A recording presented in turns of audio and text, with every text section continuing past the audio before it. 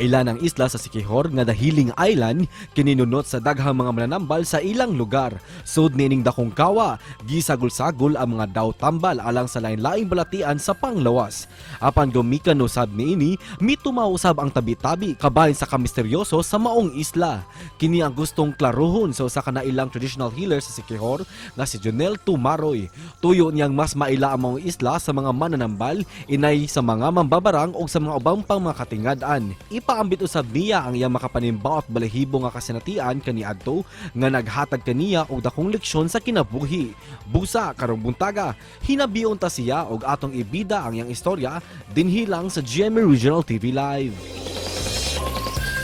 Kapuso, subay sa pag-obserbar ning kalag-kalag atong pakisayran kining talagsaon og makapahingang kasinatian sa lalaki mga kapuso. Og yun sa niya pag sagubang ni ining maong katingad-an nga experience. Makauban nato Jonel Tumaroy.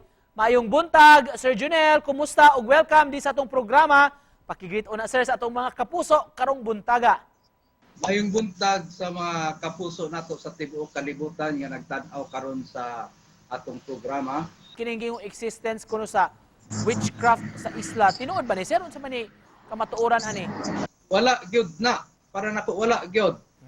Kay sa akong experience pagka mananambal sugod ko 12 anyos, ang pinakagrabe gyud nga moyong ta biktima sa barang dili gyud gikan sa isla. Wa pa gyud ko naka atubang sukad ug mga grabeng na biktima sa daot diri sa isla o isgutan. Gawas gyud na sa isla. Og yun ay realidad. Gikan sa gawas mo paingon lang sa inyo aron magpatambal sir.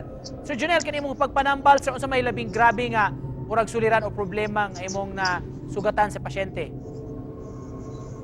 Ang katungkuan ay 22 anyos nga call center agent sa Manila pero taga Iloilo to siya nga inigpangi niya na ay buhing bukbok na bugawas sa iyang ihi. Moto, signan ka sa gawas mismo.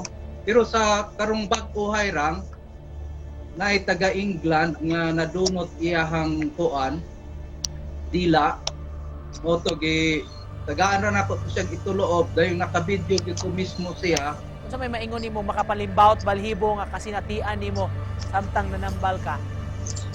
Kuan tong first year college ko 1996, 97 nga ana sa boarding house mismo na gidala nga dilikuan ra po doon sa boarding house nga isaniban to 8 ka espiritu.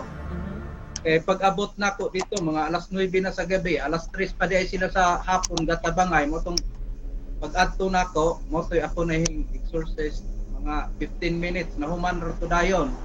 Ikaw mismo Sir Jonel, mutuo ba ka kaning mga gitawag aswang, mga abat, inkanto uban pa?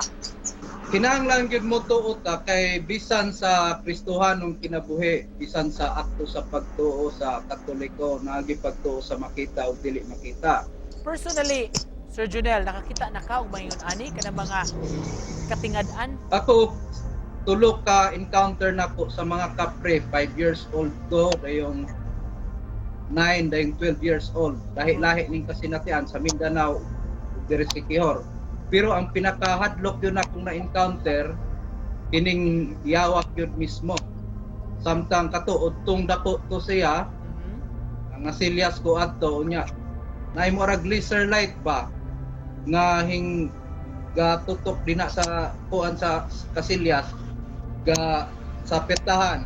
Unya, kung ang laser, imong idog-idogon, tingin ra gyud na gihapon pero kato gyud hantod na hulma nga gakalayog nawong sa yawa. Karon sir, pampagaan ta murag para pampa lighter mood lang sir. Hisgutan nato Sir Jonel, mga silhig nga ginama nimo ano na na makamaghimo ani sir?